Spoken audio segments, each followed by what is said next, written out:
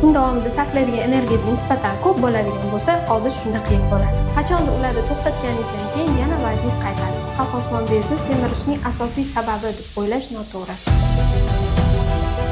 Qalqonsimon bezim yaxshi ishlamayotgani uchun semiryapmanmi? To'g'ri, qalqonsimon bezdagi gipotireoz kasalligi vazn ortishiga sabab bo'ladi, lekin har doim ham qalqonsimon bezni semirishning asosiy sababi deb o'ylash noto'g'ri. Men juda ham kam yeyman, lekin baribir ozmayapman. Nimaga?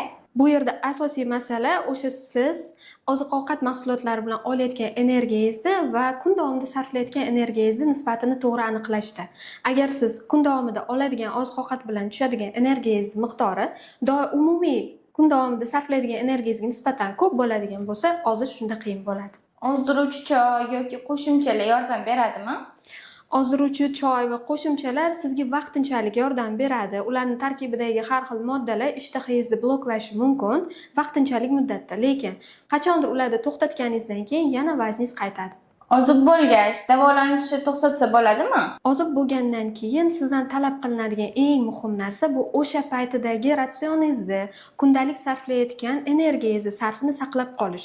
Chunki siz misol uchun 100 kilo bo'ldingiz u kun davomida qanchadir energiya sarfladingiz, keyin ozishga harakat qilib qanaqadir dorilar qabul qildingiz yoki sport bilan shug'ullandingiz, to'g'ri ovqatlandingiz va muddat o'tdi, siz 100 kilodan ancha pastga tushdingiz, misol uchun 80 kiloga tushdingiz.